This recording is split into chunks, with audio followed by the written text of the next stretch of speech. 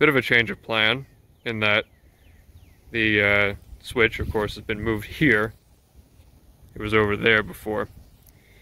Reason for that is I've decided to make a call on the old line, and if you saw the previous video, then you'll know that the rails are starting to come up and all of the ties are rotted, especially further down that way. So all of the rail I'm definitely taking up from beyond where that cart is. Here might stay in the meantime, but I will not be linking up to it. So I just used the switch that I already made for the driveway access turnout here. And here we have a joint bar, pretty standard in terms of what I plan on using for the rest of the line.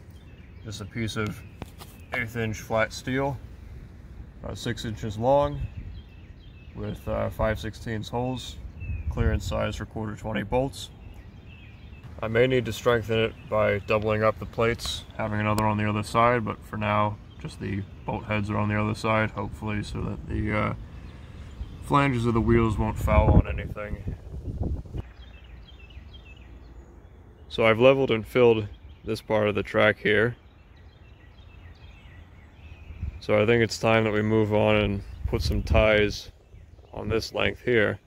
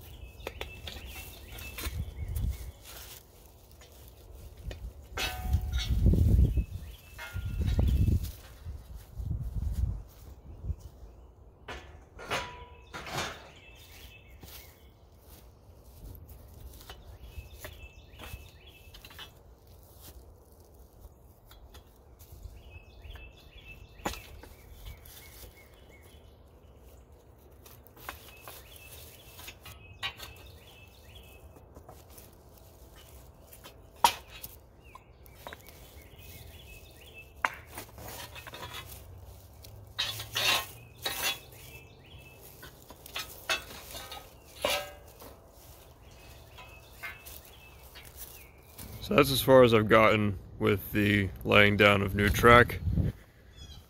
I've got the siding going to the driveway, and I've got the siding going to the station, and a whopping single section of, or single 10-foot section of straight track going along the new embankment. So to talk about the construction of this just a little bit more, is that I've gotten a lot of comments about welding plates to the bottom of the track. That was actually something that I did a while ago, being as what I had originally planned, and you'll see in these panels here, is to have a portable track system, because again, with this being at my school, is that I needed to be able to put the track down in a parking lot where I couldn't permanently install it, so it needed to be easy to pick up and move. So the reason that I've been discussing in my past videos using washers or some other way that doesn't involve welding tabs is not because welding tabs doesn't work, because it really does work. It's some of the sturdiest track that I've ever made. It's much better than the old track, which was just nails on either side of the T-bar. But the issue here is, and it is clear in the curves, is that if I wanted to reuse these panels and have them be a different curve, or maybe an S curve, or really be able to go back and change the track layout, I'd have to cut off all of these tabs and respace them.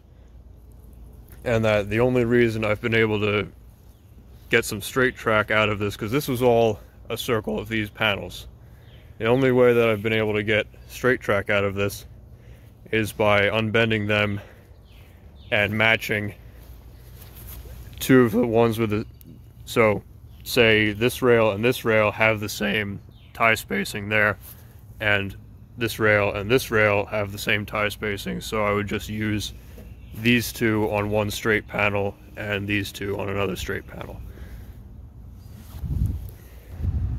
But regardless of the method of fixing to the ties, is the track building is progressing, and I'll continue on laying down the rest as I get material and as I have time to work on it. So as April comes to a close, I think this is about as far as I'm getting this month, and stay tuned for more. Thanks for watching.